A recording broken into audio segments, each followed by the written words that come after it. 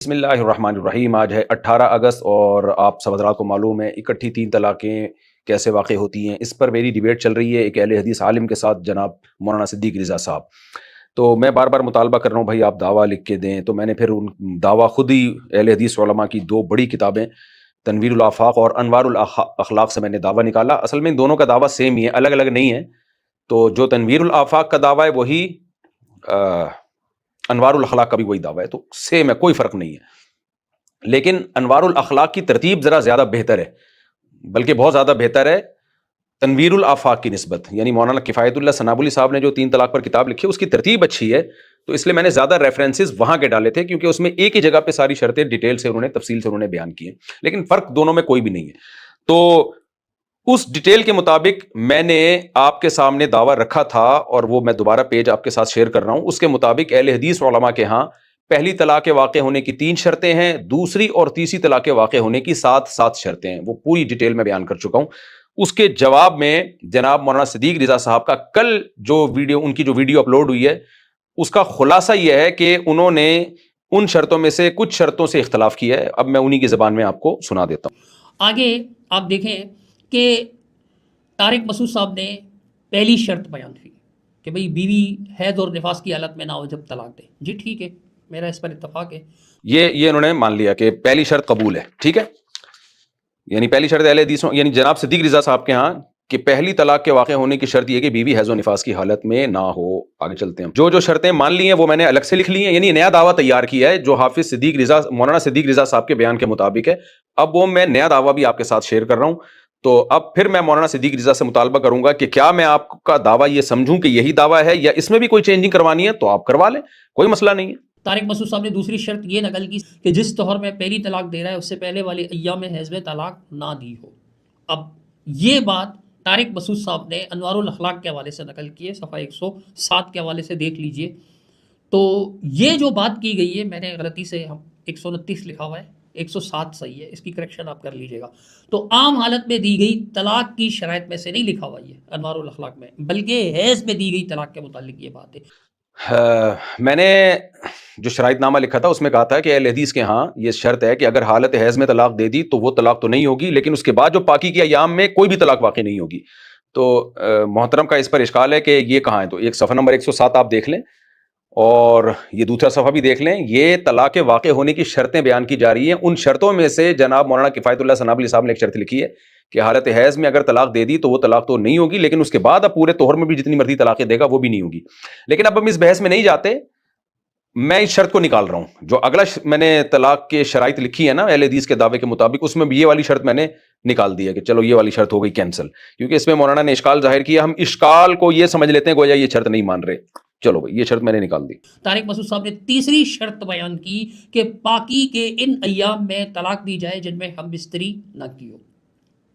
یہ طارق مسعود صاحب نے شرط بیان کی، اس سے مجھے اتفاق ہے۔ الحمدللہ، تو اس سے بھی اتفاق کر لیا دوسری شرط سے کہ پاکی کے ان ایام میں طلاق دی جائے جن میں ہم بستری نہ کی ہو، یہ بھی اتفاق والی شرط ہو گئی۔ آگے چلتے ہیں جی۔ پھر طارق مسعود صاحب نے دوسری طلاق واقع ہونے کی 7 شرطیں لکھی ہیں۔ پہلی شرط، پہلی طلاق اگر 3 شرطوں کے ساتھ واقع ہو چکی ہے جس کا اوپر ذکر ہوا ہے تو اس پہلی طلاق سے رجوع کر لے آؤ۔ جی دوسری طلاق کے لیے پہلے سے رجوع کیا جائے گا، جس میں پہلے میں بیان کر چکا ہوں کہ قرآن مجید کی آیت ہے کہ فَإِمْسَاكٌ بِمَعْرُوفٍ أَوْ تَسْرِيحٌ بِإِحْسَانٍ، کہ اچھے طریقے سے رکھیں، یہ رکھنا رجوع ہے۔ یہ شرط بھی انہوں نے الحمدللہ تسلیم کی ہے کہ دوسری طلاق کو واقع کرنے کے لیے ضروری ہے کہ پہلی طلاق سے رجوع کیا ہو، یہ بھی شرط ہو گئی کلیئر۔ اب میں نے نئے دعوے میں یہ شرط بھی لکھ لی ہے۔ البتہ انہوں نے اس کا انکار کیا ہے کہ اچھی نیت سے رجوع کرنا، کہہ رہے ہیں یہ طلاق کے واقع ہونے کے لیے ضروری نہیں ہے، یعنی دوسری طلاق کے واقع ہونے کے لیے یہ ضروری نہیں ہے کہ پہلی طلاق سے اچھی نیت سے رجوع کیا ہو، بس رجوع کر لینا کافی ہے۔ تو چلو میں نے اچھی نیت والی شرطیں بھی نکال دی ہیں، 2 شرطیں اور نکال دی، وہ جو تھی نا کہ اب وہ آپ میں خلاصہ آ جائے گا، آپ لوگ بھی زیادہ کنفیوز نہ ہو، پاگل ہو جائیں گے۔ آگے ان کی میں وہ بیان سنا دیتا ہوں۔ آگے طارق مسعود صاحب نے دوسری شرط بیان کی کہ پہلی طلاق زبان سے رجوع اور نیت کرے کہ میں نے مزید طلاقیں نہیں دینی ہیں۔ تو اس پر جو میرا موقف ہے وہ یہ ہے کہ نیت کا تعلق دل سے ہے، اللہ تعالیٰ جانتا ہے یا رجوع کرنے والا، ظاہر سی بات ہے رجوع اگر کوئی کر رہا ہے تو ظاہر میں اس کو رجوع ہی سمجھا جائے گا. اگر آپ نے یہ بات ایسے ہی نقل کی جیسے لکھی ہوئی ہے تو یہ جو لوگوں کو سمجھ میں نہیں آ رہا تھا، لوگوں کی تو خیر ہے. خود طارق مسعود صاحب ماشاءاللہ مفتی ہیں، عالم دین ہیں، مدرس ہیں، لیکن موقف اور جزوی بات کو نہیں سمجھ رہے تھے. طلاق دینے کے بعد دوسری طلاق کے لیے رجوع کرنا ہوگا، یہ موقف ہے. اب یہ جو بات ہے کہ نیت کیا ہو، نیت میں کیا کیا چیزیں شامل ہو، یہ جزوی بات ہے، اس سے اختلاف ہو سکتا ہے. موقف ہمارا یہی ہے، شیخ ثناء اللہ کا بھی اور شیخ علامہ رئیس ندوی رحمہ اللہ کا بھی، کہ رجوع ہوگا پھر اس کے بعد دوسری طلاق دی جائے گی، وہ طلاق واقع ہو جائے گی، چاہے وہ رجوع 2 دن بعد کرے چاہے وہ گھنٹے بعد کرے، رجوع ہوگا. اس حوالے سے یہ بات عرض کر رہا ہوں کہ یہ جو اضافی چیز ہے نا، اس کو کہتے ہیں جزیات، جزوی بات. موقف ایک ہی ہے، موقف اور جزیات کا فرق طارق مسعود صاحب جیسے بندے کو سمجھانے کی ضرورت نہیں ہے، اس لیے میں نے یہ بات سرسری طور پر کی. لیکن طارق مسعود صاحب نے اس کو گڑبڑ قرار دیا. خیر ان کا حسن ظرف ہے، وہ جیسے چاہیں کر سکتے ہیں. آگے ٹھیک کہہ رہے ہیں کہ ہمارا اس ثناء اللہ صاحب اور مولانا رئیس ندوی صاحب کا موقف یہ ہے کہ دوسری طلاق جب واقع ہوگی جب پہلی سے رجوع کیا جائے اور رجوع بھی اچھی نیت سے ہو. تو کہہ رہے ہیں اس میں میرا ان سے جزوی اختلاف ہے. یعنی بیسک موقف تو یہی ہے کہ دوسری طلاق پہلی طلاق سے رجوع کے بغیر نہیں ہو سکتی، لیکن یہ جو رجوع میں نیت کا جو ایک لگا دی ہے شرط کی اچھی نیت اور بری نیت، یہ کہتے ہیں یہ جزوی اختلاف ہے. سلوٹ مان لیتے ہیں ہم. اب میں نے جو نئی شرطیں لکھی ہیں اس میں یہ والی شرط نکال دی ہے میں نے. گڈ ہو گیا. چوتھی شرط طارق مسعود صاحب نے صفحہ 3 پر یہ نقل کی کہ پہلی طلاق سے رجوع اگر ہم بستری کے ذریعے کیا ہو تو ہم بستری کے ذریعے رجوع اچھی نیت سے ہو، نیز ہم بستری کے ذریعے حمل بھی ٹھہرے. اس کے حوالے سے یہ عرض ہے کہ یہ شرط ہمیں انوار الاخلاق کے محولہ صفحات میں، یعنی صفحہ 108 کا بھی حوالہ دیا، 112 اور 113 کا حوالہ دیا، مجھے نہیں ملی، انوار الاخلاق میں بھی نہیں ملی. یہ میں نے دوبارہ صفحہ پہ شیئر کر دیا. اس میں یہ ہے کہ اگر کوئی شخص ہم بستری کرتا ہے اور اس سے حمل ٹھہر جاتا ہے تو اب وہ طلاق دے سکتا ہے. دوبارہ صفحہ میں نے شیئر کر دیا. تو کچھ شرطوں پہ جناب صدیق رضا صاحب نے تحفظات کا اظہار کیا ہے، کچھ کو ماننے سے انکار کیا اور کچھ کو تسلیم کیا ہے. تو میں نے نیا شرائط نامہ لکھ دیا ہے نئی شرطوں کے مطابق. اس میں شرطیں کچھ کم ہو گئی ہیں تو اب میں پڑھ کے سنا دیتا ہوں. جی اہل حدیث کہتے ہیں، اہل حدیث عالم، میں کہہ رہا ہوں اہل حدیث عالم کا 3 طلاقوں کے وقوع سے متعلق ایک دوسرا دعویٰ کچھ جزوی اختلافات کے ساتھ. تو جناب صدیق رضا، محمد صدیق رضا صاحب جو ہیں اہل حدیث کے نامور عالم، ان کی تحقیق کے مطابق پہلی اور دوسری طلاق کے واقع ہونے کی شرطیں ان کی تحقیق کے مطابق کیا ہیں؟ پہلی طلاق کے واقع ہونے کی 3 شرطیں ہیں. نمبر 1، بیوی حیض اور نفاس کی حالت میں نہ ہو، یعنی حالت حیض تقریباً 6 سے 7 دن اور نفاس تقریباً 40 دن میں جتنی طلاقیں دی جائیں گی ایک بھی واقع نہیں ہوگی، چاہے ایک مجلس میں دی جائیں یا الگ الگ مجلسوں میں. پہلی طلاق کے واقع ہونے کی دوسری شرط، پاکی کے ان ایام میں طلاق دی جائے جن میں بیوی سے ہم بستری نہ کی ہو. یعنی پاکی کے ایام میں اگر ہم بستری کر لی تو ہم بستری کے بعد ان پورے ایام میں بھی، یعنی تقریباً 1 ماہ میں جتنی بھی طلاقیں دے گا ایک بھی واقع نہیں ہوگی، چاہے ایک مجلس میں دے یا الگ الگ مجلسوں میں دے، ایک بھی واقع نہیں ہوگی. دوسری طلاق کے واقع ہونے کی 3 شرطیں. پہلی شرط، پہلی طلاق سے کسی بھی نیت سے رجوع کر لیا ہو، یعنی پہلی طلاق سے اگر رجوع نہیں کیا دوسری نہیں ہوگی. یعنی چاہے مزید طلاقیں دینے کی نیت سے رجوع کیا ہو یا حقوق ادا نہ کرنے کی نیت سے رجوع کیا ہو، دوسری طلاق بہرحال واقع ہو جائے گی. ہم بستری کے ذریعے رجوع کیا تو شرط یہ ہے کہ حمل بھی ٹھہرے. لیکن اگر آپ کو اس شرط پہ بھی اعتراض ہے تو میں یہ والی شرط بھی نکال دیتا ہوں، لیکن لکھا ہوا آپ کی کتابوں میں، آپ لوگوں کے علماء کی کتابوں میں یہی ہے. اب آپ نے بتایا نہیں کہ اس شرط سے آپ کو اتفاق ہے یا اختلاف ہے. بہرحال آپ بول دیں مجھے اختلاف ہے، میں یہ بھی نکال دوں گا. دوبارہ پڑھ لیتا ہوں، بیچ میں گڑبڑ ہو گئی تھی. پہلی طلاق سے کسی نیت سے رجوع کر لیا ہو، یعنی چاہے مزید طلاقیں دینے کی نیت سے رجوع کیا ہو، حقوق ادا نہ کرنے کی نیت سے، پہلی طلاق سے رجوع کرنا ضروری ہے. خلاصہ یہ نکلا، پہلی طلاق سے رجوع کیے بغیر آپ دوسری طلاق نہیں دے سکتے.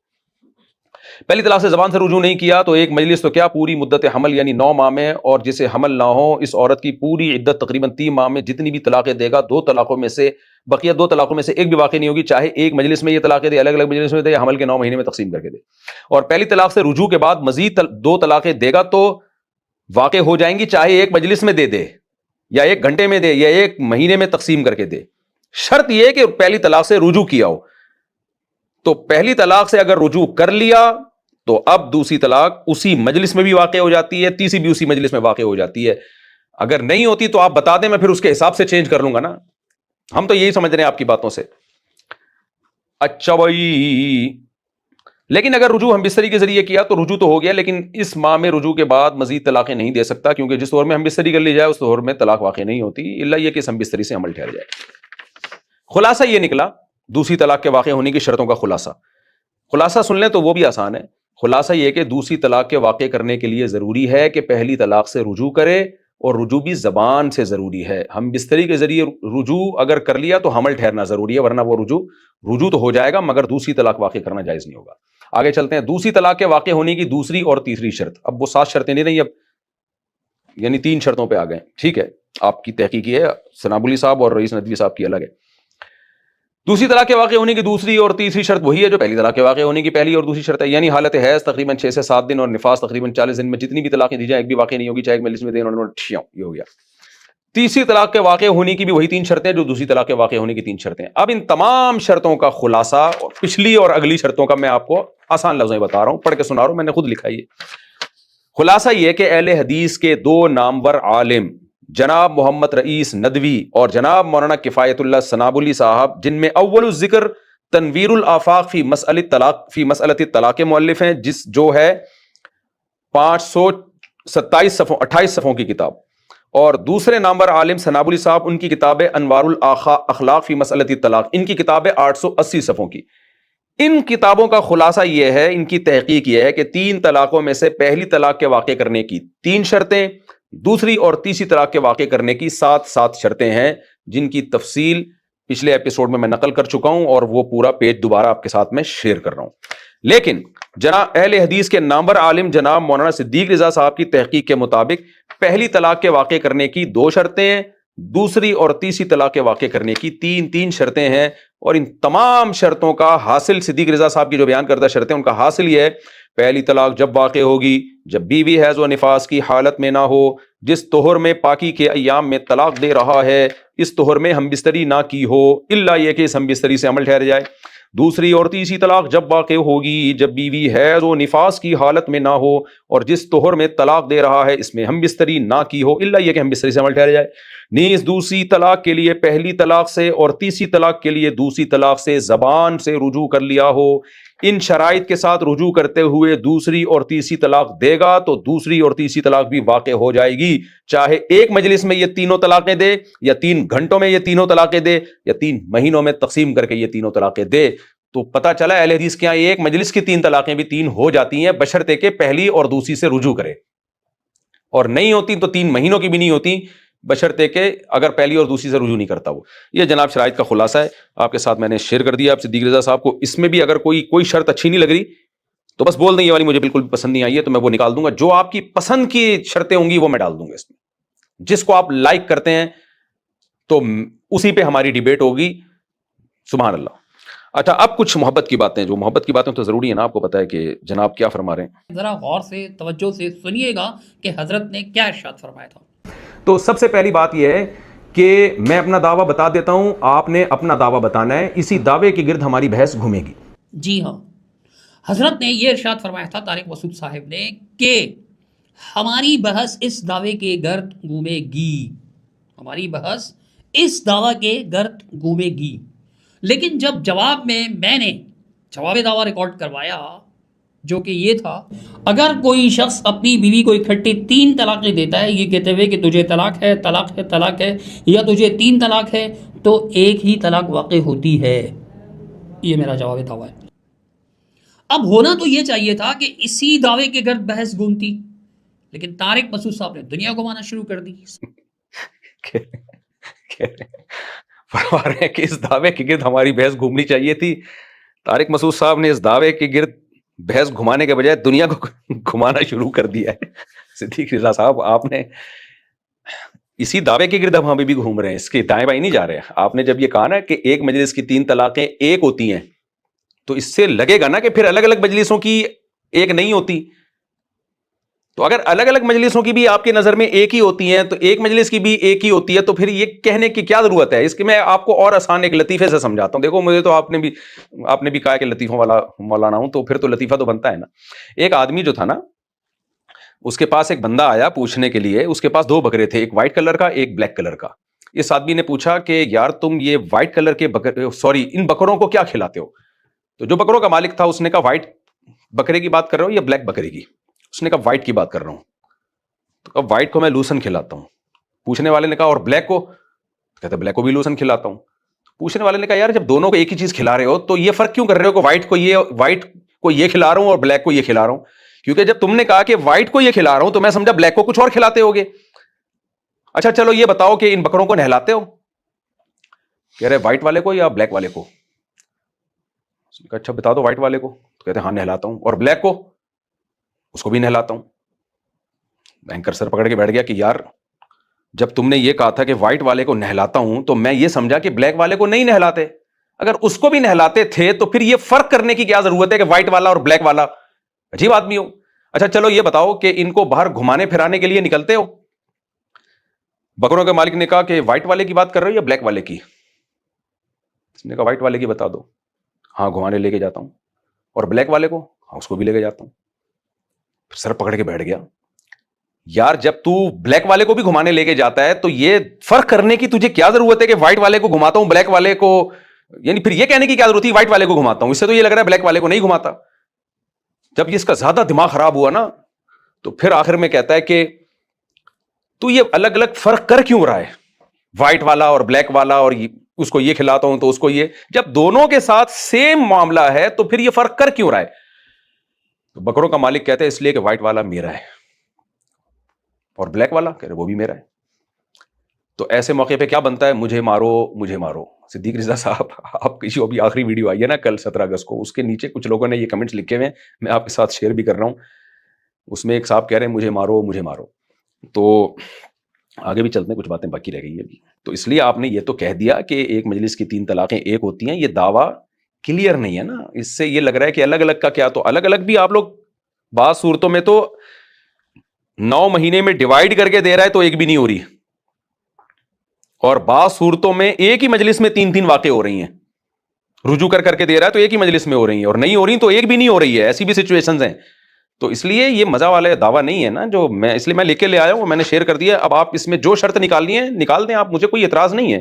جو شرط نکالنی ہو ہم اس پہ ڈیبیٹ کر لیں گے. تھوڑی سی محبت کی اور باتیں رہ گئی ہیں. آپ کہتے ہیں جی ہم بیٹھیں گے, یہ اشکال آپ پیش کرتے ہیں اپنی ویڈیوز میں کلپ بھی لگانے کی ضرورت محسوس نہیں کرتا. اگر آپ انکار کریں گے تو میں لگا دوں گا کہ جی مرغوں کی طرح لڑائی ہوگی, دنیا تماشا دیکھے گی ہمارا. بڑا مطلب آپ ایک جذباتی انداز میں اس بات کو بیان کرتے ہیں. تو حضور یہ سب کچھ طے کرنے کے بعد ہم بیٹھیں گے تو کیا شیورٹی ہے, کیا گارنٹی ہے, کیا ضمانت ہے کہ ہم مرغوں کی طرح نہیں لڑیں گے؟ سوائے حسن زن کے تو اور کچھ نہیں ہے نا, کہ میرا آپ کے بارے میں حسن زن ہے کہ آپ مجھے لڑنے کے لیے نہیں بلا رہے, شور شرابہ چیخنے چلانے کے لیے نہیں بلا رہے. تو کچھ حسن زن میرے بارے میں بھی رکھ لیجئے, کچھ رکھ لیجئے. تو انشاءاللہ دنیا دیکھے گی کہ ایسا نہیں ہے. آپ ایک مثالی گفتگو بنانا چاہتے ہیں, میں بھی اسے ایک مثالی گفتگو بنانا چاہتا ہوں کہ ایک مثالی گفتگو ہو. واقعی ایسا لگے کہ 2 مسلم بھائی, 2 مسلمان بھائی آپس کے اختلافات کو انتہائی احسن اسلوب میں سمجھنے اور سمجھانے کی کوشش کر رہے ہیں, ایک دوسرے کو افہام و تفہیم کی کوشش کر رہے ہیں. ماشاءاللہ بڑی پیاری بات کی ہے جناب مولانا صدیق رضا صاحب. دیکھیں نہ میں آپ سے بدگمان ہوں نہ آپ مجھ سے بدگمان ہیں. مرغوں کی لڑائی والی جو میں نے بات کی ہے نا, آپ بھی سمجھدار ہیں کہ جب بھی کسی سے معاملہ کیا جاتا ہے تو اچھا گمان رکھنے کے باوجود بھی اس کو اتنا کلیئر کیا جاتا ہے کہ کہیں کسی بھی طرف سے شیطان کے گھسنے کا راستہ باقی نہ بچے. ورنہ اچھا گمان کا تقاضا تو یہ تھا کہ میں اس موضوع پر آپ سے بات ہی نہیں کرتا, میں کہتا کہ بھی آپ کی جو تحقیق ہے یقیناً قرآن و سنت کے مطابق ہوگی. تو اچھا گمان تو پھر یہ بھی ہونا چاہیے, تو پھر ہم بات چیت کریں کیوں؟ تو اس لیے ٹھیک ہے, آپ کی بھی لڑنے کی نیت نہیں ہے, میری بھی لڑنے کی نیت نہیں, لیکن بہرحال ہم نے کھانچے سارے بند کرنے ہیں کہ کوئی ایسا موقع ہم چھوڑیں ہی نہیں شیطان کے لیے کہ وہ بیچ میں گھس کے ہم کو لڑانے کی کوشش کرے. تبھی تو حدیث میں معاملات کو لکھنے کا حکم ہے. وجہ اس کی ہے کہ مسلمانوں کے مابین معاملات ہو رہے ہیں لیکن کوئی گڑبڑ نہ ہو جائے. حدیث میں اور قرآن میں ہے نہیں کہ لکھت پڑھت کے معاملات میں گواہ بھی بناؤ. کیوں گواہ بناؤ بھائی, کل کوئی مکر نہ جائے. حالانکہ سب مسلمانوں کے آپس کے معاملات ہو رہے ہیں, اور یہ آیتیں کہ مخاطب تو صحابہ کرام تھے, تو ان کو کہا جا رہا ہے کہ معاملات کو لکھا کرو. تو اسلام نے ہمیں حکم دیا ہے کہ گمان سب سے اچھا رکھو, لیکن جب کسی سے معاملہ کرو تو شیطان کے گھسنے کے تمام راستوں کو پہلے بند کر دو. تو اس لیے میں یہ دعویٰ اور کہ منقع ہونا چاہیے اور یہ سب چیزیں شرائط فرائط, یہ میں اس لیے اتنی باتیں کر رہا ہوں. ایک اور سن لیتے ہیں ہم. تو جلدی کیجئے, عوام بھی تھک چکی ہے. ہمیں کہہ رہے ہیں کہ یار کب سامنے بیٹھو گے آپ. اب میں کیا کر سکتا ہوں کہ جب طارق مسعود صاحب دعوے پر ہی بات شروع کر دیں, اصل موضوع کی طرف آئے نہیں, تو میرا کیا قصور ہے؟ دعوی تو اصل موضوع ہوتا ہے. صدیق رضا صاحب آپ کہہ رہے ہو طارق مسعود صاحب دعوے پہ ہی بحث شروع کر دی, تو آپ کا اصل موضوع ہے کیا؟ دعوی تو اصل موضوع ہوتا ہے. تو ایک چیز ہی کلیئر نہیں ہو اور ہم اس پہ بحث شروع کر دیں تو وہ از کالڈ مرغوں کی لڑائی, اسی کو تو کہتے ہیں. تو خیر میں نے اب یہ شیئر کر دیا ہے, اس میں آپ کو جو بھی اشکال ہو آپ بتا دیں تو پھر انشاءاللہ ہم, اچھا شرائط بھی جو ہے وہ میں ریٹرن میں ہے میرے پاس, تو جیسے ہی آپ یہ دعویٰ کلیئر کر دیں گے میں شرائط شیئر کر دوں گا, کوئی اس میں میری طرف سے انشاءاللہ تاخیر نہیں ہوگی. وہ شرائط کوئی لمبی چوڑی نہیں ہے. پہلی تو میری خواہش ہے, میں نے آپ سے عرض کیا کہ ہمارے اسٹوڈیو میں آپ آ جائیے گا, جیسے پہلے آپ آئے تھے تو یہاں آ جائیں, تو یہ میرے لیے سب سے یعنی بہت آسان ہو جائے گا اس کے لیے, کیونکہ آپ کو پتہ ہے میں نے اس کی ڈیٹیل میں زیادہ میں نہیں جاتا. دوسری بات یہ کہ ہم جو ہے نا جب آپس میں بات چیت کریں گے تو 15-15 منٹ یا 10-10 منٹ کا ایک وہ رکھیں گے, 10 منٹ آپ 10 منٹ میں, 10 منٹ آپ 10 منٹ میں. آپ جب 10 منٹ بولیں گے میں بیچ میں نہیں بولوں گا. میں یہ اگر موضوع سے ہٹ بھی گئے نا تو میں یہ بھی نہیں بولوں گا کہ ہم موضوع سے ہٹ رہے ہو, بس جو بولنا ہے بولتے رہو. میری باری میں جو میں نے بول رہا ہوں, سب کو پتہ ہے ہمارا موضوع کیا ہے, کس پہ ہماری ڈیبیٹ ہوگی, وہ شرطیں سب کے سامنے پہلے سے ہوں گی. اب کوئی ان شرطوں پہ قائم رہتا ہے نہیں رہتا ہے یہ اس کا ہیڈیک ہے, بیچ میں بولنے کی اجازت کسی کو نہیں ہوگی. عوام خود فیصلہ کرے گی کہ کون موضوع پہ رہا اور کون موضوع پہ نہیں رہا. ہم نے تو یہ ایپیسوڈ بنانے ہیں 10 منٹ یا 15 منٹ آپ کے, 15 منٹ میرے, یا 15 منٹ پہلے میرے پھر 15 منٹ آپ کے, جو بھی ہم طے کر لیں گے. تو 15-15 منٹ کے ہم 6-7 سیشن ہر ایک کے لیے رکھیں گے, یعنی 5-6 سیشن آپ کے, 5-6 سیشن میرے, اور آپ بولیں گے پھر میں, پھر آپ, پھر میں, اور ہماری اسٹاپ واچ لگی ہوگی 10 یا 15 منٹ. جیسے آپ بولیں گے تو اسٹاپ واچ ہمارا بندہ آن کر دے گا اور ٹھیک 15 منٹ کے بعد وہ بند کر دے گا. پھر میری طرف اسٹاپ واچ آ جائے گی. اس بیچ کا جو وقت ہوگا گھڑی ادھر سے ادھر کرنے میں وہ کاؤنٹ نہیں ہوگا, تو پھر 15 منٹ میں بولوں گا.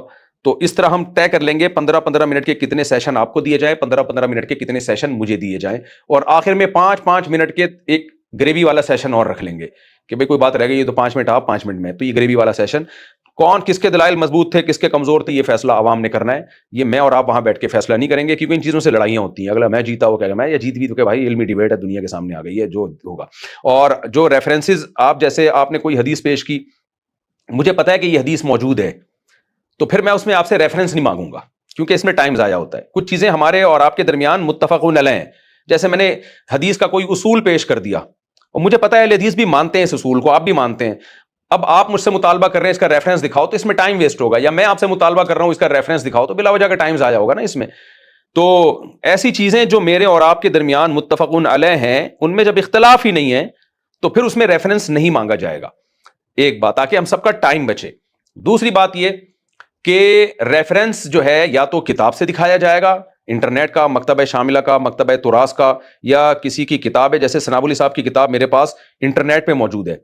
تو کوئی کسی بھی کتاب کا حوالہ دینا ہو تو انٹرنیٹ کا حوالہ بھی چلے گا, فزیکل کتاب کا حوالہ بھی چلے گا. لیکن سامنے والا حوالہ مانگے گا تو دوسرا حوالہ دینے کا پابند ہوگا. اگر وہ حوالہ نہیں مانگتا تو یہ پابند نہیں ہے. بعض اوقات شک ہوتا ہے پتہ نہیں یہ حدیث کتاب میں ہے بھی یا نہیں ہے, تو پھر آپ ریفرنس دیں گے. اگر مجھے لگے گا کہ یہ واقعی حدیث ہے تو میں ریفرنس مانگ کے نہ آپ کا ٹائم ضائع کروں گا, نہ آپ میرا ٹائم ضائع کریں گے. تو یعنی ہم نے اس ڈیبیٹ کو کارآمد بنانا ہے نا, تو یہ سب چیزیں میں ریٹن میں لکھ کے رکھ دوں گا تاکہ بالکل ایک ایک چیز کلیئر ہو. تو اور ریفرنسز کے جو ٹائم ہوگا وہ اس 10 منٹ سے ہٹ کر ہوگا. مثال کے طور پر آپ نے 10 منٹ کوئی بات کی, اب مجھے لگا کہ یار انہوں نے جو حدیث کو ضعیف قرار دینے کے لیے دلیل دی ہے فلاں کتاب کی, تو پتہ نہیں اس کتاب میں ہے بھی یا نہیں ہے, تو میں بیچ میں نہیں بولوں گا. آپ کے 10 منٹ کمپلیٹ ہوں گے, اس کے بعد ٹائم روکا جائے گا. پھر میں کہوں گا بھائی آپ نے جو یہ بتایا ہے ذرا اس کا ریفرنس مجھے نیٹ پہ, مکتبہ شاملہ میں یا مکتبہ تراث میں یا فزیکلی کسی کتاب میں دکھا دیں. تو وہ ٹائم آپ کو دیا جائے گا, وہ ان 10 منٹ سے ہٹ کر ہوگا. نہ وہ میرے 10 منٹ میں کاؤنٹ ہوگا, نہ آپ کے 10 منٹ میں کاؤنٹ ہوگا, اور پھر آپ دکھا دیں گے. اسی طرح آپ مجھ سے مطالبہ کریں گے تو وہ 10 منٹ سے ہٹ کر ہوگا, میں وہ دکھا کے مطمئن کر دوں گا ہاں بھائی ہے. تو یہ میں اس لیے کہہ رہا ہوں کہ اس میں بعض دفعہ فریقین میں سے کوئی بھی شرارت کر سکتا ہے. یہ شرارت میں بھی کر سکتا ہوں, شیطان میرے ساتھ بھی لگا ہوا ہے کہ آپ کے سارے 10 منٹ نہ میں حوالے میں نہ برباد کر دوں. آپ نے مثال کے طور پہ 10 حدیثیں پیش کی ہیں, اب اس 10 منٹ میں آپ سے کہہ رہا ہوں کہ یہ حوالہ دکھاؤ, یہ حوالہ دکھاؤ, یا آپ حوالے دکھانے میں آپ کے 10 منٹ تو آپ کے اسی میں ضائع ہو جائیں گے. تو یہ حوالوں کا جو ریفرنس دکھانے کا ٹائم ہوگا, یا تو آپ خود سے اپنے 10 منٹ میں دکھا دیں, میرے مطالبے پہ جب دکھائیں گے تو وہ کسی ٹائم میں کاؤنٹ نہیں ہوگا, وہ الگ سے ایک ٹائم ہم کریں گے. یہ ابھی میں صرف ان کا ہلکا پھلکا سا آپ کو خلاصہ پیش کر رہا ہوں. یہ سب ریٹن فارم میں آئیں گی تو بڑی کلیئر ہو جائیں گی, عوام بھی اس میں پریشان نہیں ہوگی. ان میں ایک شرط جو لازمی میری طرف سے ڈالی جائے گی, وہ شرط یہ ہوگی کہ اس ڈیبیٹ کے ختم ہونے کے بعد نلی بریانی میری طرف سے, آپ کے جتنے بھی آئے ہوئے مہمان ہوں گے ان سب کو میری طرف سے ایسی خاندانی بریانی کہ آپ انگلیاں چاٹتے رہ جاؤ گے انشاءاللہ. تو یہ تو ایک آخری کی غریبی کی شرط ہے. وہ ساری شرطیں میں انشاءاللہ لکھ کے آپ کے ساتھ شیئر کر دوں گا, اور آپ جو اس میں آپ کو اعتراض ہوگا وہ ہٹا دیے گا, جو شرط ڈالنی ہوگی ڈال دیے گا, وغیرہ وغیرہ. تو یہ ہم کر لیں گے. اب اس کو انشاءاللہ ہم کارآمد بحث کی طرف لے کے جاتے ہیں. بس یہ میری شرائط نامہ میں نے لکھ کے رکھ دیا ہے, وہ آپ بتا دیں اس میں سے جو شرطیں پسند آ رہی ہیں وہ ٹک کر دیں, جو پسند نہیں آ رہی اس کو کراس لگا دیں. تو میں پھر نئی شرطیں تیار کر کے آپ کے سامنے رکھ دوں گا. اور آپ بار بار کہتے ہیں بھائی میں آپ کی شرطوں کا پابند تو نہیں ہوں, تو میں اپنی شرطوں کا آپ کو پابندی بنا رہا, آپ پھر وہ اپنے حساب سے بتا دیے گا, جس کو آپ قبول کریں گے ہم اس پہ بات چیت کریں گے. اللہ ہم سب کو عمل کی توفیق عطا فرمائے.